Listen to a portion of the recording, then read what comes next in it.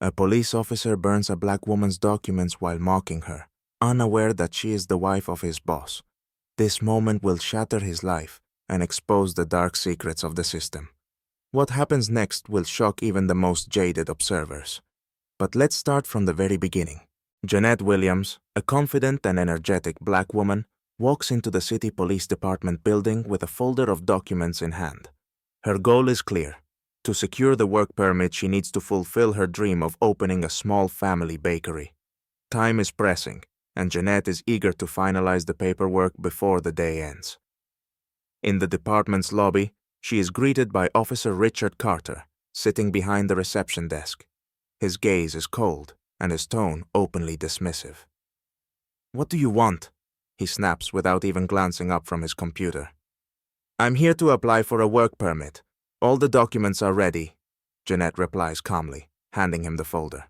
Richard lazily takes the papers, skims through them briefly, and then scoffs. "Seriously? A permit? For you?" he sneers, dripping with sarcasm.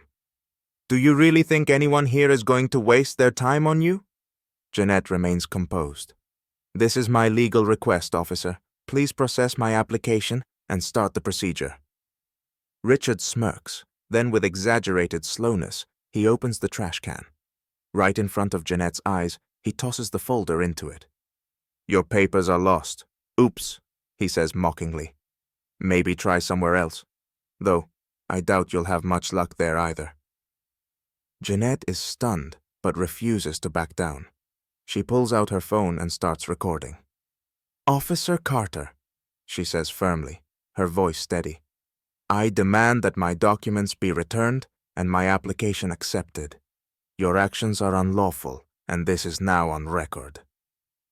Noticing the camera, Richard rolls his eyes. To assert his dominance and humiliate her further, he retrieves the folder from the trash can, pulls out a lighter from his pocket, and sets the documents on fire.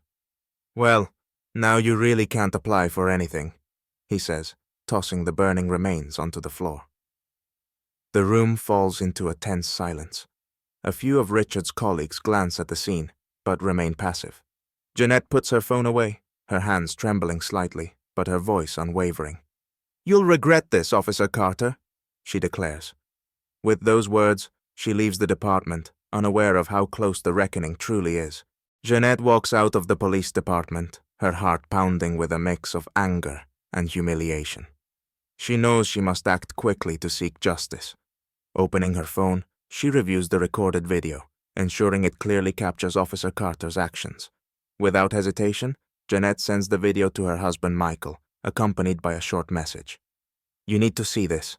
Michael Williams, the head of the local police department, is in a meeting when his phone starts vibrating. Seeing a message from his wife, he excuses himself and steps out.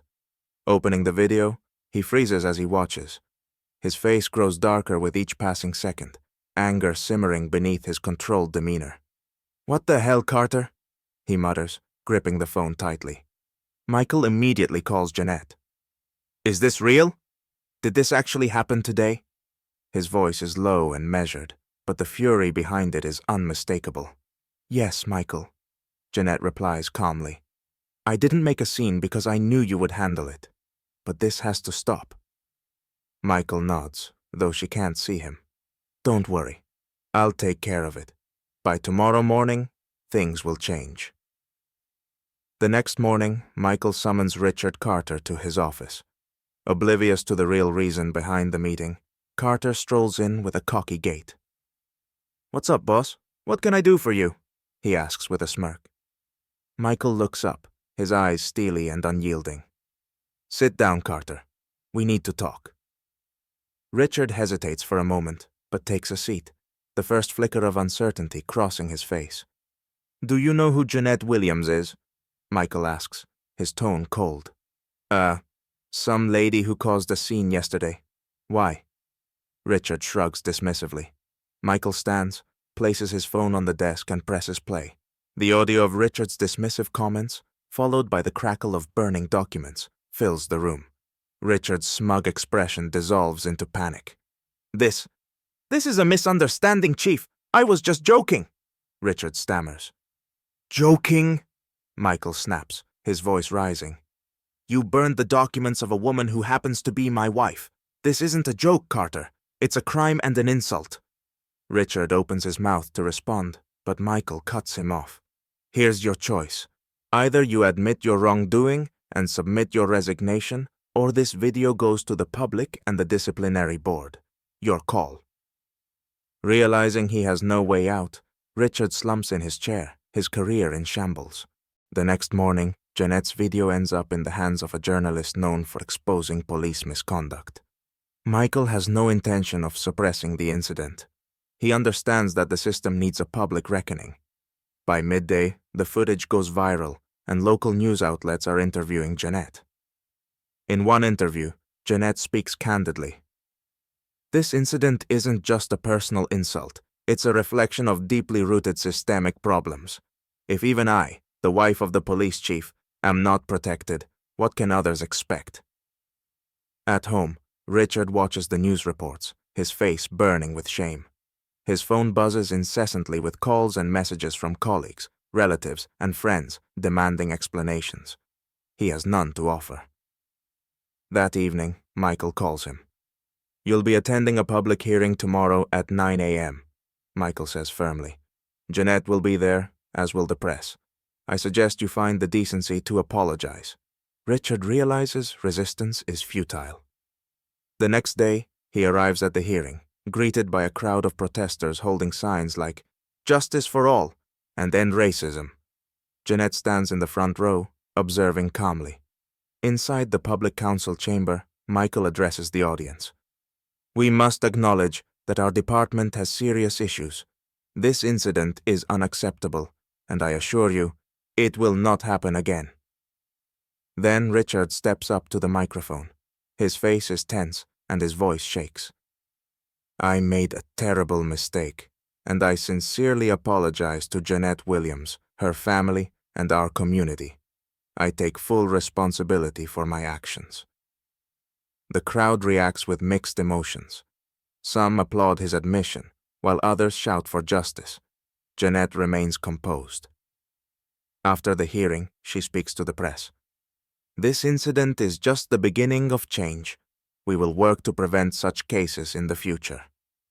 By evening, videos of Richard's apology and Jeanette's powerful speech circulate on social media, sparking widespread discussions. Many praise Jeanette for her courage, while the police department announces mandatory anti-discrimination training for all officers. That same night, Richard officially submits his resignation. He leaves town, burdened with the reputation of a man whose name now symbolizes disgrace. A week after the public scandal, the police department announces a new initiative: the formation of an independent committee to address complaints of discrimination and officer misconduct. Michael takes charge of the project, personally inviting Jeanette to serve as a consultant. She agrees, knowing her experience can help drive meaningful change. Soon after, Jeanette opens her bakery. Inspired by her story, locals enthusiastically support her business. The grand opening becomes more than just a commercial event. It's a community rallying point against injustice. Crowds gather to congratulate her and enjoy freshly baked goods made with care and determination. At one committee meeting, Michael speaks publicly. "This incident showed us that change is necessary. We must ensure our department becomes a model of fairness and accountability." Jeanette adds, "This isn't just about the police. It's about how we, as a community, respond to injustice. Together, we can create a space where everyone feels safe and valued." The scandal involving Richard Carter grows beyond the city, gaining national attention. Media outlets and social platforms spark similar investigations in police departments across the country. Activists hail Jeanette as a symbol of the fight for equality.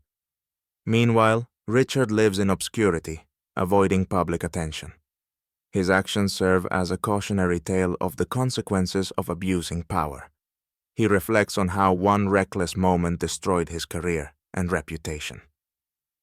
Months later, Jeanette's bakery hosts a fundraiser, donating 10% of its proceeds to local educational programs.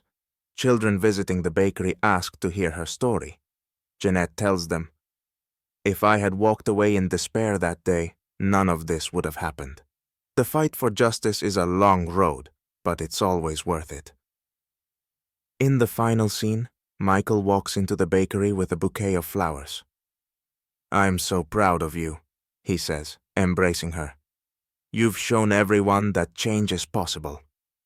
On the bakery wall hangs a plaque that reads, "Every challenge is an opportunity for growth." And this story becomes a living testament to its truth.